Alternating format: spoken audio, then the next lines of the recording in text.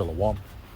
All praises, blessings, glories, and honors to Yahweh Bahashem, Yahweh Shai Bahashem, Racha Kodash, and double honors to my elder apostles and bishop elders of Great Millstone who told me this truth, as well of men of like mind. Shalom wa chasad, which means peace and mercy to the elect of the nation of Israel, when we so-called Negroes, Latinos, Native American Indians, and Israelite foreigners of the seed line of our forefathers, Abraham, Isaac, and Jacob. We're scattered here in America, which is Babylon the Great, and abroad.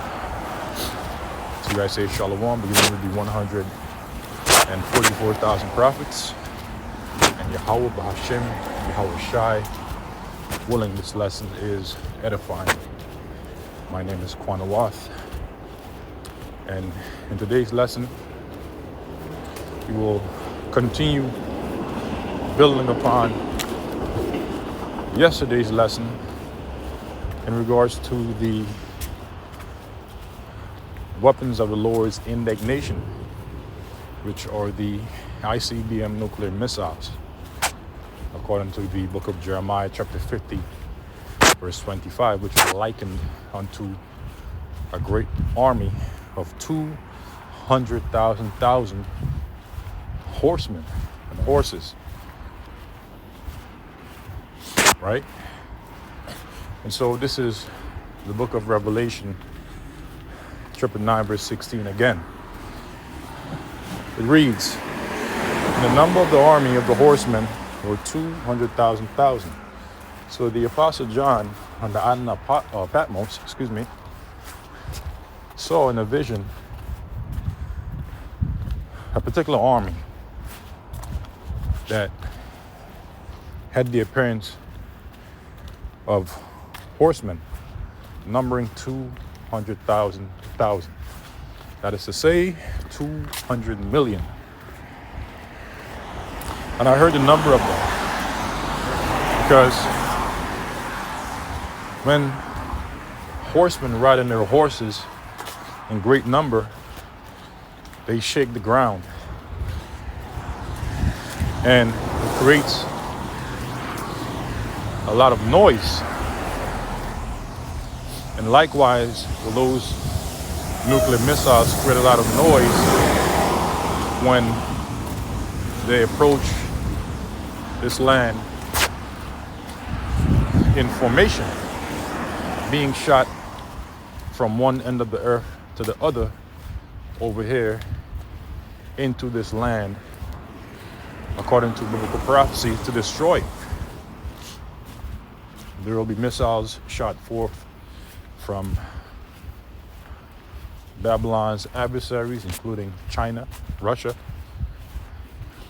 and its allies from the NATO and the EU, according to biblical prophecy, written up in Revelation 17 chapter, where it states that the beast shall hate the whore. So the Apostle John saw this great host, and he heard them. And thus I saw the horses in the vision, and them that sat on them having breastplates of fire and of jacinth and brimstones, and the heads of the horses, meaning the warheads of the ICBM nuclear missiles, including their hypersonic variants, which the word hypersonic, as I stated yesterday in the lesson, means exceeding sound. Hyper means exceeding, and sonic means sound.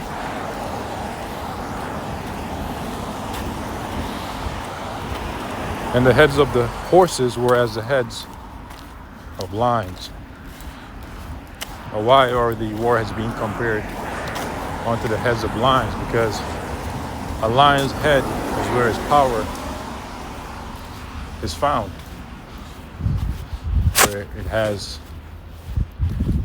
its teeth, its jaws, to slay its prey and devour its prey. and out of their head. And that's what these missiles are going to do after they explode. The fire is going to devour everything, burn everything up, consume everything. Scripture says that the flesh of the people shall consume away while they stand upon their feet, their eyes and their holes, and their tongues and their mouth. Just like Sarah Connor was consumed away when she was holding on to that fence in the movie The Terminator. It's a great example, right? It says, and out of their mouths issued fire and smoke and brimstone. Right, so out of the warheads, which are likened unto the heads of lions, issued fire and smoke and brimstone. And the nuclear missiles that are developed today are thermonuclear or hydrogen that are detonated after the chain reactions of fission and fusion. All right. The fission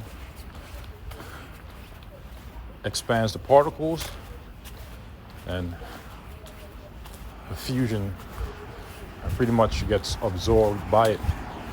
And that's in simple terms. And then that causes an explosion. All right. It's compressed, consumed, and then it explodes. And there goes the fireball. It says, by these 3 was the third part of men killed. The third part of men represents the wicked. By the fire, and by the smoke, and by the brimstone, which issued out of their mouths. For their power is in their mouth, in their warheads, and in their tails. For their tails, why? Because the tails are a representation of the engine that will propel them from one continent to the next when they are shot forth from the nuclear silos, from the bows. All right? For their tails were like unto serpents, right? Once they leave those silos, you see that trail of smoke. It looks like a serpent after an extended period. And had heads, and with them they do hurt. So they're going to hurt the sword, which is the wicked, and they're going to hurt 2/3 of the nation of Israel and the heathens. Now, finally, we're touching the book of Joel, the 2nd chapter, because that's the precept.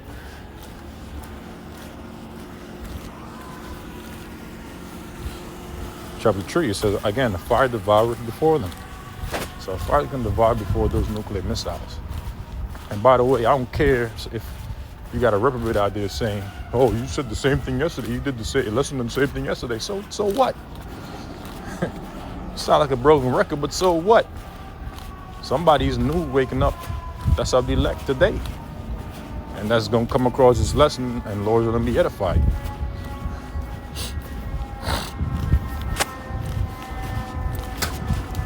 Pardon me. Reading on, it says, a fire devoured before them, and behind them a flame burneth. It says, the land is as the Garden of Eden. Right, this land is as a paradise. Because Eden in the Hebrew is Aidan, which means paradise. Mecca is full of beautiful places, trees, flora. It's like a paradise, it's Eden.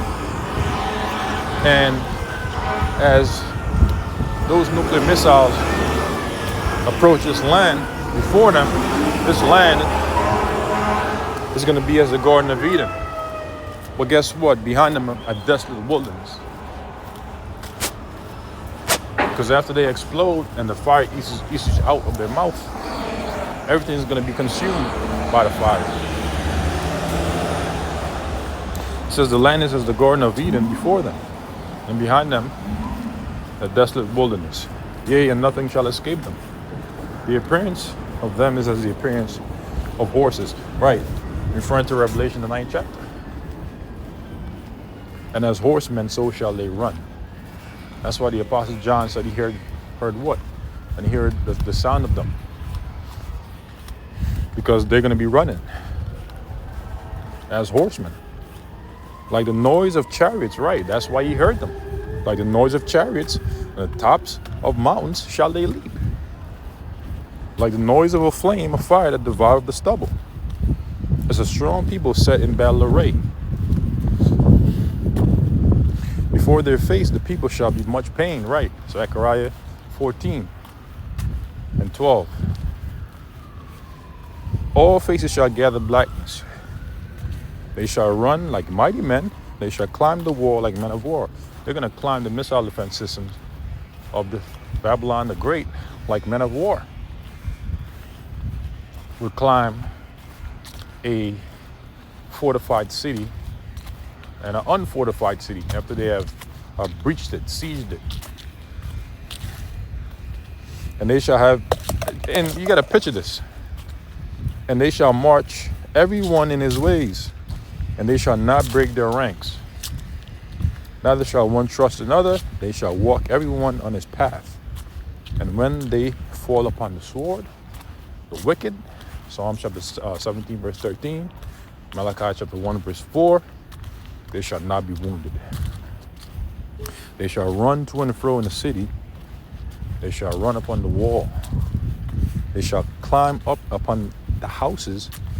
They shall enter in at the windows like a thief.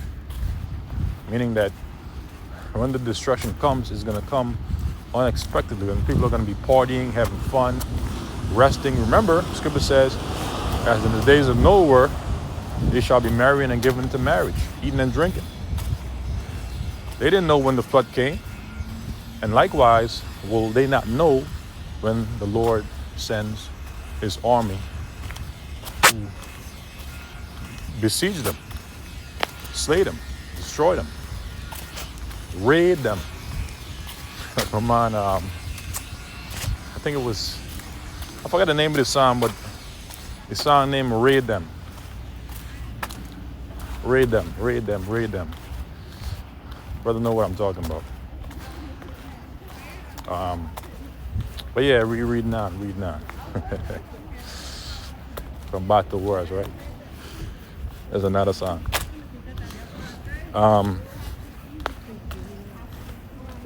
This is, and they shall run to and fro in the city.